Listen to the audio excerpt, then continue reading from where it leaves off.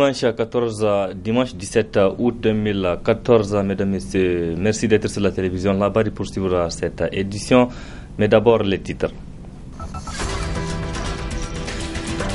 Classement IDH 2014, le Niger occupe le dernier rang mondial. Le ministre du Plan interpellé par les députés pour expliquer les raisons de ce rang.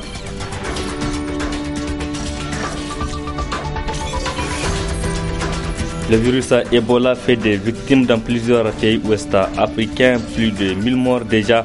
Au Niger, les initiatives se multiplient pour faire face à l'épidémie.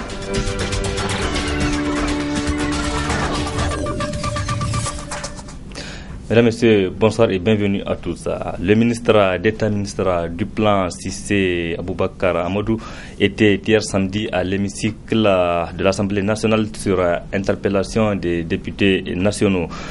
Le rang qu'occupe le Niger dans le dernier classement du PNUD sur l'indice du développement humain IDH était au centre de cette interpellation, suivie de près par Adam Ousmana et Chebou Guissou. Cette interpellation du Premier ministre, représentée par le ministre d'État, ministre du Plan, Amadou Boubacar Cissé, intervient exactement au 12e jour des travaux de la première session extraordinaire de l'Assemblée nationale au titre de l'année en cours. Deux députés de l'opposition, à savoir les honorables Seydou Bakari du Modem Faloumana et Abdul Kader Tidjani de l'ARN, sont à l'origine de la présente interpellation qui porte sur le classement du PNUD concernant l'indice du développement humain à travers 4 questions principales. Dans son intervention, le ministre Cissé a d'abord fait la genèse de l'IDH avant de souligner que le Niger fait partie des rares pays pour lesquels la progression de l'IDH s'accélère de manière continue. Une progression d'ailleurs supérieure à la moyenne des pays d'Afrique subsaharienne selon lui. Lorsqu'on considère l'indice de développement humain ajusté aux inégalités, le Niger gagne 3 points de classement. Il se retrouve bien au-delà de Sierra Leone, République démocratique du Congo, etc. En outre, le classement de l'IDH selon les sexes montre que l'IDH homme, qui est de 385 pour 1000, est supérieur à ceux du Congo, 369 pour 1000. Tout ce que je suis en train de vous dire est dans le rapport. Je ne fais que lire le rapport au-delà de la simple lecture rapide du classement numérique global. Alors de même que le classement des pays selon l'indice d'inégalité du genre, le Niger est meilleur que ceux de 3 pays, à savoir le Yémen, l'Afghanistan et le Tchad. Donc tout ça pour vous dire que même si nous avons un classement qui n'est pas avantageux dans le cadre du classement global, nulle part nous ne sommes derniers dans les différents classements qui ont amené à faire. Mais c'est une question de moyenne géométrique, on ne veut pas rentrer dans des détails de statistiques ici ou de mathématiques. S'en sont suivis des débats riches et intenses à travers lesquels chaque groupe parlementaire a apporté ses explications sur le sujet. En marge de ces échanges, opposition comme majorité nous livrent leur impression sur cette intervention du ministre du Plan. Le ministre a tout sauf répondu à nos préoccupations. Le ministre s'est longuement appesanti sur l'IDH lui-même pour expliquer que ce n'est pas un bon instrument de mesure des efforts du gouvernement. Et cela, il faut le déplorer. En termes de développement, il n'y a pas d'indicateur parfait. Mais l'IDH est l'instrument internationalement reconnu et adopté et pour apprécier les efforts des différents gouvernements. Je ne vois pas pourquoi le Niger va se soustraire effectivement pour dire que cet instrument-là n'est pas pertinent. Ce n'est pas que nous nous réjouissons effectivement de cette place de dernier. Ça fait mal à tout citoyen nigérien. La question, c'est le discours tapageur du gouvernement qui n'a pas les pieds sur terre, qui n'a pas la tête sur les épaules pour véritablement poser les vraies équations, pour véritablement de manière consensuelle rechercher, faire le vrai diagnostic et rechercher les meilleures solutions pour le bien-être de notre population. Et c'est ce que nous déplorons et nous l'avons dit au gouvernement et nous pensons qu'il va retenir les leçons. À l'occasion d'une réunion du parti politique PNDS, le comité central, le président de ce parti a fait un exposé par rapport à l'IDH. Mais comme nos collègues ont souhaité que le Premier ministre envoie le ministre du Plan, n'est-ce pas, profité de la retransmission en direct pour s'adresser à leurs militants. Ils ont transmis donc l'interpellation. Nous nous réjouissons parce que ils se sont rendus compte que ce n'est pas à leur profit. Parce qu'aujourd'hui, les Nigériens ont su c'est quoi l'IDH et où se trouve la vérité. Quoi qu'il en soit, la pertinence de la question de l'indice du développement humain qui fait du Niger le dernier pays de la planète depuis des années doit interpeller tout bon citoyen digne de ce nom, au premier chef les hommes politiques, pour l'élaboration d'un programme à même d'assurer véritablement le mieux-être des populations nigériennes. Restant à l'Assemblée nationale où les députés nationaux ont adopté vendredi dernier le projet de loi portant première rectification de la loi de finances, donc le budget 2014 par 68 voix pour et 28 contre. Dans les débats qui ont précédé cette adoption, plusieurs questions ont été soulevées par les députés. Nous avons choisi pour vous celle relative à l'achat de l'avion présidentiel. Et c'est une question que nous précise ici Abdourazak Idrissa dans ce élément. Les crédits prévus pour l'achat de l'avion présidentiel ont été longuement discutés entre le ministre des Finances et les députés de l'opposition, notamment au cours des débats qui ont conduit à l'adoption du collectif budgétaire. 21 milliards de francs CFA pour remplacer le Mont Baghézane, dont des parlementaires de l'opposition disent ignorer les traces. Moi, je suis à la commission de défense et sécurité.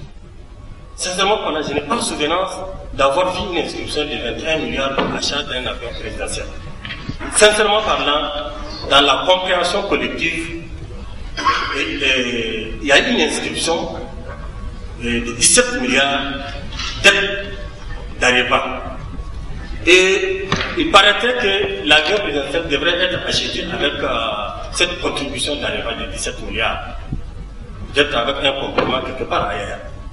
Et dans un collectif, cette aide budgétaire d'Areva a été supprimée.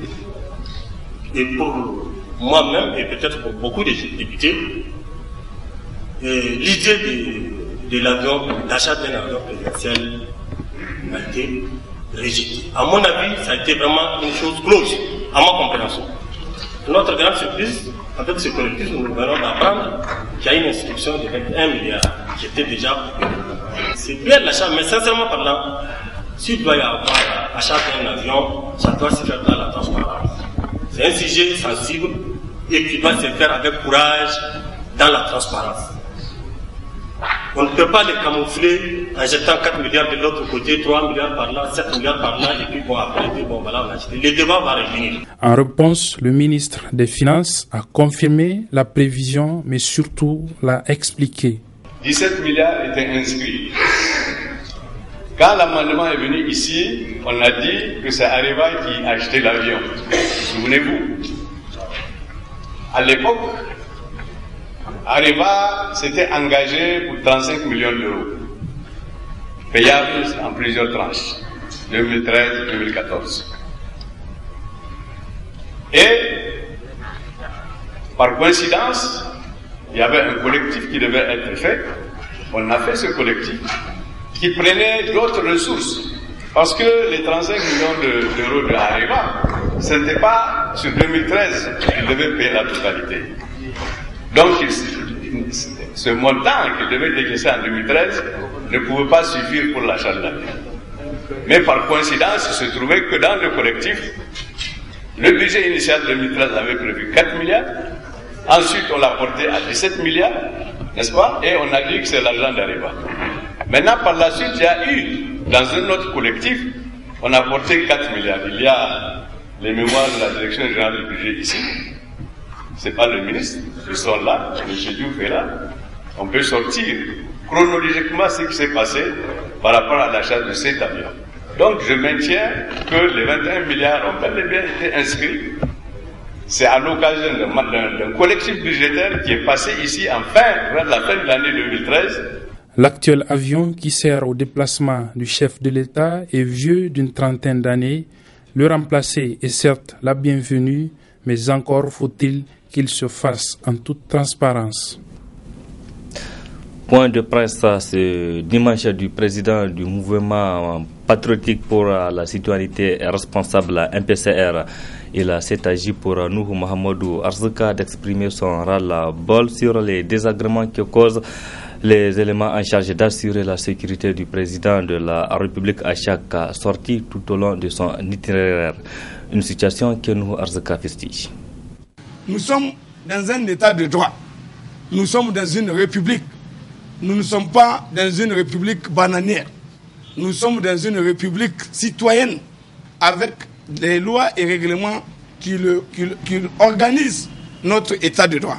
Aujourd'hui, ce que nous relevons, c'est qu'il y a certains responsables chargés de s'occuper de la sécurité, aussi bien du président de la République que des autres responsables, surtout celle du président de la République, en fait, qui galvaudent cette question de la sécurité, qui développe et volontiers une théorie de psychose sécuritaire, comme quoi il y a des menaces partout, et parce qu'il y a, selon eux, des menaces partout, naturellement, ça leur permet de demander beaucoup, pour qu'on puisse être dans la position de les mettre beaucoup de moyens, beaucoup d'argent à leur disposition, pour soi-disant faire ce travail-là.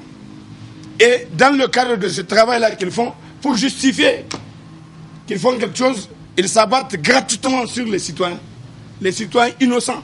Non seulement les gens sont bloqués dans leur déplacement, d'un point à un autre, pendant des heures, ce qui ne se justifie pas, ce qui ne s'explique pas, parce que nous ne sommes pas le seul pays où il y a un président de la République. Dans tous les pays du monde, il y a ça, mais ce n'est pas de cette façon que les choses sont en train de se passer, comme on est en train de vouloir le faire ici, chez nous. Chaque fois que cela arrive, les gens organisent des brimades contre nos populations, contre nous. Et c'est ce qui est arrivé rien que hier. Hier, nous étions là, pratiquement vers 16h, et on voit une grue se présenter devant notre siège. Et pourquoi faire? C'est pour dire qu'ils vont enlever notre véhicule qui est là devant le siège, un véhicule qui est garé au même endroit depuis 10 ans. Et depuis 10 ans, et il y a eu combien de présidents de République, il y a eu combien de chefs d'État, il y a eu combien de personnalités importantes qui ont visité ce pays. Et ce véhicule n'a pas dérangé. Ceux qui doivent le faire, c'est aujourd'hui qu'on estime que ce véhicule-là est un dérangement, alors qu'il est au moins à 40 mètres, sinon 50, de là où passe le cortège présidentiel. Ce véhicule est un véhicule qui est même derrière des kiosques, c'est-à-dire que personne ne le voit même de l'autre côté. Nous n'avons pas compris et nous ne comprenons pas. Nous voulons qu'on nous donne des explications. Pourquoi une telle provocation? Nous ne sommes pas une menace. Nous n'avons jamais été une menace pour qui que ce soit. Nous, encore moins une menace pour le président Issoufou aujourd'hui. Parce que s'il y a une menace, c'est eux la menace. La semaine dernière, nous avons enregistré ici une 50aine de plaintes de nos compatriotes qui sont sur la voie de Lazare, où il s'est trouvé que la veille entre le 1er et le 2 août, les gens sont partis et pour mettre à sac pratiquement les baraques des gens sur la route et pour les obliger à dégager ou à fermer parce qu'il s'est trouvé que le président de la République devait faire le déplacement du camp de la gendarmerie et qu'au niveau de ce camp de la gendarmerie, pour aller à ce camp de la gendarmerie, il fallait qu'il fasse ce trajet. Et à cause de ça, les gens sont venus, ils ont obligé tout le monde à voter. Nous estimons que cette attitude, cette pratique, elle est totalement antidémocratique, elle est totalement antipopulaire, elle est impopulaire, et qu'en réalité, celui dont on cherche à protéger, le président de la République, c'est un élu. Normalement, c'est un élu. En tant qu'élu du peuple, il doit se retrouver avec le peuple comme le poisson dans l'eau. Le regroupement des ONG et associations du secteur de la santé publique Roasen a tenu son conseil national hier samedi ici à Niamey. Il est couplé donc à une journée d'information sur la fièvre hémorragique Ebola qui menace les populations de l'Afrique de l'Ouest. Nasser Dantofo et Khalidou Brema. Le regroupement des ONG et associations du secteur de la santé du Niger, Roasen, a tenu ce matin son conseil national annuel. Objectif, présenter le rapport annuel 2013 et le plan d'action 2014. Le Roasen, qui a pour objectif de contribuer à l'amélioration des conditions de vie et de santé de la population, a jugé utile de coupler ces conseils à une journée d'information sur la fièvre hémorragique Ebola, qui est une préoccupation mondiale. En ce qui concerne la fièvre Ebola, nous attendons beaucoup de choses du gouvernement et de ses partenaires. D'abord, nous pensons qu'il faudra que l'État développe rapidement une stratégie, un plan de communication pour informer, sensibiliser les Nigériens et les Nigériennes dans toutes les contrées. Et je pense que nous sommes en train de croiser les bras. Nous avons décidé, nous, de nous jeter à l'eau. Le Roasen est en train de faire des journées d'information et de sensibilisation à partir des informations que le ministère de la Santé et l'OMS les ont données. Mais nous pensons qu'il y a un certain nombre de supports et des outils que nous devons revoir pour les adapter au contexte de notre pays, aux spécificités de notre pays, mais surtout à la diversité culturelle de notre population en fonction des groupes. Les participants à ce conseil saluent cette initiative du Roasen. Je pense qu'il y a lieu à ce que, urgemment, les populations sachent les mesures à prendre lorsque les cas se manifestent et surtout comment, justement, se prévenir contre ces différentes maladies. Et c'est pour cela que je trouve que cette rencontre de ce matin est tout à fait opportune et tout à fait pertinente et ça a permis à beaucoup, justement, les structures membres d'avoir pour la première fois un vrai contact réel donc avec cette maladie en termes de connaissances, en termes de mode de transmission. Il faut que lorsque nous allons nous déplacer pour aller faire la sensibilisation sur Ebola, il faut qu'on soit sûr que c'est sur Ebola. Il n'y aura pas une autre sensibilisation à jumeler. Parce que là, il y aura une confusion et on peut aussi, faire troubler la conscience des autres parce qu'ils ne vont pas comprendre aujourd'hui, on vient sensibiliser sur le sang et sur Ebola. Qu'est-ce qu'il faut retenir? Donc, par rapport à ça, je reviens toujours à mon mot, il faut qu'on ait une formation, il faut qu'on soit formé, parce que là c'est une information à main levée, ça ne suffit pas, c'est insuffisant, mais il faut qu'il y ait une information théorique et pratique, il faut qu'on soit concentré par rapport à ça, parce que là ce n'est qu'un début, ça se comprend, on a compris beaucoup de choses, mais c'est insuffisant, et nous voulons que ça soit aussi vraiment grandiose dans nos esprits. Présent à la rencontre, le représentant du Premier ministre a assuré le Roasen d'être son porte-parole auprès de l'État pour que ces ONG et associations soient impliquées pour circonscrire ce virus qui est à la porte du Niger. Il est vrai que le ministère de la Santé également a élaboré un plan d'action qui est en cours d'exécution, mais les ressources humaines, il faut en faire recours partout où elles sont, pour qu'elles puissent être utiles dans les campagnes de sensibilisation. Nous, Dieu merci, ce n'est pas encore arrivé chez nous, mais c'est quand même à la porte. Parce que nous avons déjà des cas à Abuja, à Porto Novo, à Cotonou. Donc c'est quand même la porte du Niger. Donc il faut effectivement que vous vous impliquiez davantage pour aider en tout cas le ministère de la Santé et le gouvernement à circonscrire, si vous voulez, la rentrée de cette maladie-là. On ne le souhaite pas. Nous voulons quand même qu'on puisse mettre en place un dispositif et des mécanismes de contrôle efficaces au niveau donc des frontières. Notez que cette journée a été mise à profit pour échanger sur les dispositions à prendre pour bloquer cette maladie. Rôle des médias dans la promotion des droits des personnes en situation de handicap, c'est le thème d'une conférence débat organisée hier samedi à la Maison de la Presse. Une initiative du réseau nigérien des journalistes pour l'éducation et le développement RANJED avec la collaboration de l'ONG Handicap International. Michel Didi. C'est une rencontre qui vise à enrichir les débats sur la situation des personnes handicapées au Niger pour une meilleure prise en compte de leurs droits. Il est vrai qu'en termes d'avancée, le Niger a fait beaucoup de choses, mais il reste encore beaucoup de chemin à parcourir. Aujourd'hui, vous prenez la constitution de la République du Niger, même si on dit que tous les Nigériens sont égaux et qu'ils ont le droit de vote, il y a des articles de discrimination qui interdisent aux personnes handicapées d'être éligibles à certains postes. Ça veut dire qu'il faut que le combat continue et que des textes soient modifiés pour permettre à ces personnes handicapées de jouir des mêmes droits que les autres. Je m'en vais prendre l'exemple de l'Algérie et même des États-Unis où c'est des personnes handicapées qui ont dirigé ces grands pays. Si aux États-Unis c'est dans le passé, en Algérie actuellement c'est une personne handicapée qui dirige le pays. C'est seulement les droits généraux mis en œuvre dans tous les pays sur lesquels tous les pays se sont entendus. C'est sur ces droits-là, dans la mise en œuvre de ces droits, qu'on rappelle qu'il y a des personnes qui, tant qu'on ne fait pas des aménagements supplémentaires, tant qu'on ne prête pas une attention particulière, ne peuvent pas jouir de tous les droits. Pour le ranger dans une telle conférence débat avec des hommes de médias revêt d'un intérêt tout particulier. Vous savez que chaque fois, je le dis et je le répète, que les journalistes ont un rôle extrêmement important à prendre dans le développement économique et social. D'abord, le journaliste, son rôle fondamental, c'est l'accompagnement des politiques publiques de développement.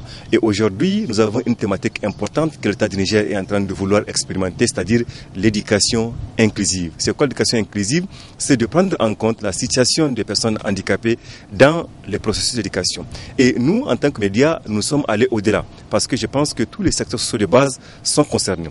Il faut que le média joue un rôle, en tout cas extrêmement important, dans la promotion de ce droit des personnes handicapés. Il s'agit évidemment de l'éducation, il s'agit de l'accès à l'eau potable et aux infrastructures d'hygiène et d'assainissement. Vous avez vu souvent toutes les installations que nous faisons en termes d'accès à l'eau ou aux infrastructures d'hygiène et d'assainissement, on ne tient pas compte effectivement des personnes handicapées. Vous allez voir, c'est un puits, il n'y a pas une façon où l'handicapé peut tirer et puiser de l'eau. Si c'est une toilette, vous n'avez pas là où il peut en tout cas aller dans cette toilette-là sans pour autant se salir. Si c'est à l'école, vous avez souvent le tableau qui est fait toujours haut. Donc l'handicapé qui marche à quatre pattes n'a pas en tout cas la possibilité d'écrire au tableau. Donc c'est pour corriger toute cette faille, parce qu'il n'y a que nous en tant que médias pour rappeler aux décideurs, il n'y a que nous pour engager le débat, il n'y a que nous effectivement pour rappeler à ceux qui font le budget de faire des programmations importantes dans ces secteurs. Donc voilà un peu, c'est pour en tout cas jouer notre rôle des gardiens naturellement des valeurs sociales. C'est pour ça que nous sommes ici pour rappeler à ces gens-là les rôles qu'ils doivent jouer. Et les partenaires, et nous, et les décideurs, chacun apporte sa contribution pour que cette phase de population ne soit pas marginalisée et pour qu'elle participe effectivement au processus de développement. Au terme de cette conférence débat, les participants sont appelés à continuer les plaidoyers visant à lever les barrières qui freinent l'épanouissement de la personne handicapée au Niger dans leurs structures respectives. Assemblée générale élective hier du club Labari dans les locaux de la radio et télévision Labari. Une AG au terme de laquelle le club a renouvelé son bureau exécutif. L'élection s'est déroulée en présence de notre reporter Michel Djedi que nous retrouvons. C'est à leur président sortant que les membres de ce club ont renouvelé leur confiance au terme de cette rencontre. Ils en sont en effet satisfaits de l'esprit de disponibilité, de mobilisation et de sacrifice dont ils incarnent et qui fait rayonner ce club. Nous sommes tellement contents parce que ensemble, nous sommes en train de travailler pour que la jeunesse puisse aller en avant. Et cela m'a beaucoup prouvé ça, parce qu'aujourd'hui nous sommes là en train de renouveler notre bureau et il n'y a pas de discussion, il n'y a pas de problème. Nous sommes tous satisfaits et puis nous voulons aussi que ça continue comme ça. Surtout, nous aimons assez que la jeunesse soit solide et pour que la jeunesse sache qu'aujourd'hui nous ne sommes pas là seulement pour prendre uniquement du thé. Nous voulons le travail, nous voulons que la jeunesse se mobilise chaque fois pour travailler, pour qu'on puisse sauver notre cher pays. On a l'habitude d'aller nous faisons des salubrités publiques. Exemple, de temps en temps, chaque fois, nous allons au cimetière et nous faisons des dons de sang. Et encore, chaque fois, nous avons entre nous des contributions qu'on fait pour s'entraider. Créé il y a presque 3 ans, le club Labari est essentiellement l'œuvre des fans des animations de la RTL Niger, notamment celles radiophoniques qui sont faites en langue nationale et qui met ce groupe de presse en contact avec la population grâce à des appels téléphoniques. Trouver des solutions aux maux qui minent l'enseignement supérieur au Niger, c'est l'objectif d'un atelier national de réflexion organisé par l'Union des scolaires nigériens USN. Tous les acteurs de l'éducation et les représentants des universités des différentes régions du pays ont participé à cette session d'information qui a pris fin hier. Biba Dangoringo. 2 jours d'échange, 2 jours de propositions pour trouver des solutions aux problèmes qui constituent un obstacle à la bonne marche de l'enseignement supérieur au Niger, un secteur qui a tant souffert. C'est pourquoi les participants à cette rencontre ont formulé ces recommandations. À l'endroit de l'État, l'adoption d'une loi de programmation pour l'enseignement supérieur au Niger,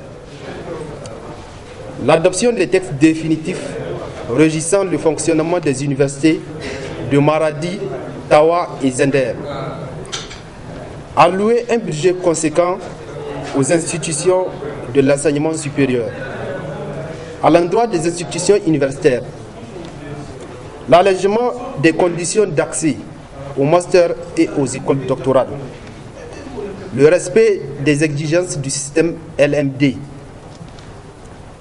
Le renforcement de la communication et l'intégration des technologies de l'information et de la communication dans l'enseignement. La déconcentration de ces services ainsi que le renforcement de son personnel central. La bancalisation des bourses et de l'aide sociale dans une perspective de solutionner les retards dans le paiement. De se conformer aux exigences du système LMD. À l'endroit de l'ISN, assurer le suivi de la mise en œuvre de ces recommandations. Perpétuer ce genre de rencontres. Motion de remerciement. Le comité directeur de l'ISN adresse tous ses sincères remerciements à l'endroit du ministère de l'Enseignement supérieur, des rectorats de l'Université de Niamey, Maradi, Tawa, Zender et Lemik. Gageons que ces recommandations seront prises en compte par les autorités en charge de l'enseignement supérieur afin de former des cadres compétents qui puissent contribuer au développement du Niger. Du sport dans ce journal, un tournoi de football organisé à l'endroit des jeunes du premier arrondissement de la ville de Niamey. Une initiative de El Hadj Moussa Kimba di Dada Goudel pour soutenir Omar Hamidou Tchana. Au total, 10 équipes participent à ce tournoi qui se déroule au CS Goudel. Donner aux jeunes du premier arrondissement de la ville de Niamey l'occasion de se mutualiser à travers le sport, c'est entre autres objectifs de ce tournoi de football qui a enregistré la participation de 10 équipes de l'arrondissement communal Niamey 1. Un cadre d'échange, de partage, de fraternité en toute convivialité que El Hadj Moussa Kimba dit Dada Goudel, militant de l'Umana Pro Tchana, a bien voulu offrir à ces jeunes d'exposer leur talent, une façon de soutenir la danse Tchana selon l'organisateur. À travers ce tournoi, notre position est déjà connue. Et c'est le lieu de vous expliquer les raisons de notre positionnement. En effet, parce que la danse Tchana croit à la vision du président de la République, Issouf Mahamadou. Parce que la danse Tchana œuvre inlassablement pour l'atteinte des objectifs du programme de la renaissance du président de la République. Parce que l'Adan Tchana est un homme qui aime la jeunesse. Parce que l'Adan Tchana est un homme de parole et de dignité. C'est pour ces raisons que nous croyons à l'Adan Tchana. Et nous avons décidé de l'accompagner dans son combat noble. Et si aujourd'hui, nous nous engageons corps et âme dans l'organisation de ce tournoi, qui est la première édition, c'est parce que nous œuvrons pour l'épanouissement de notre jeunesse, l'avenir du pays. Comme là-dedans, nous croyons fermement à la jeunesse et ce que cette jeunesse peut faire si on lui fait confiance et si on lui accorde la chance de participer à la construction de l'édifice national. C'est pourquoi nous nous engageons solennellement à accompagner la Dankana et le président de la République dans ce qu'ils ont de meilleur pour le Niger, et nous demandons à tous les Nigériens souciés de l'avenir de ce pays à venir nous rejoindre dans l'œuvre de construction nationale. Pendant une semaine, ces joueurs vont s'affronter sur le terrain du CS Goudel. Au terme du tournoi, l'équipe sacrée championne recevra une enveloppe, des ballons et une coupe.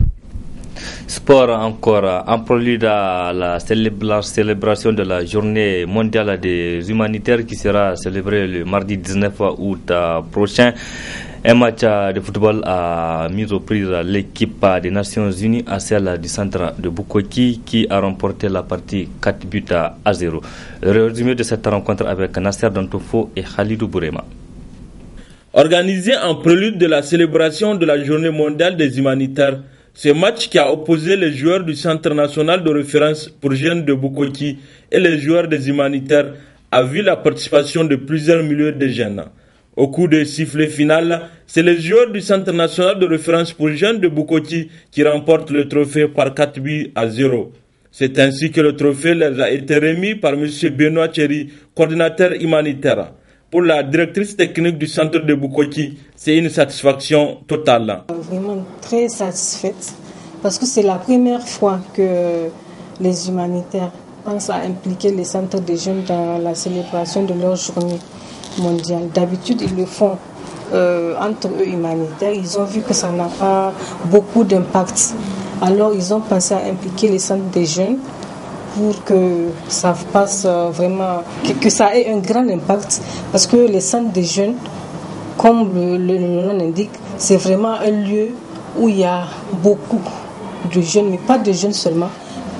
Toute la population fréquente les centres, et c'est dans tous les quartiers, presque tous les quartiers du Niamey qu'il y a des centres de jeunes. Et à Niamey, c'est un réseau de centres de jeunes qu'il y a, qui regroupe 7 centres. Et cette célébration sera vraiment faite. Il y aura une série d'activités qui vont concerner tous les centres de jeunes de Niamey, tous les réseaux des centres de jeunes. Et nous, ce match-là, on l'a fait pour annoncer, c'est-à-dire en prélude de la journée même, le 19 août 2014, avec pour le 19 la cérémonie de lancement qui se fera au centre de jeunes de Talaïgui. Ces activités seront aussi faites dans les différents centres de Niamey, mais on a choisi ces centres-là, ces 4 centres pour lancer, pour que ce soit vraiment les centres qui lancent ces activités, mais les autres prennent le relais après. Notez que cette année, la journée mondiale des humanitaires qui sera célébrée le 19 août au centre de Talagué est placée sous le thème « Le monde a besoin plus de héros humanitaires ». Merci Nasser Dantofo et point final de cette édition. Merci à vous qui l'avez suivi et restez en compagnie du programme de la télévision Labari. Excellente nuit à toutes et à tous et bon début de la semaine.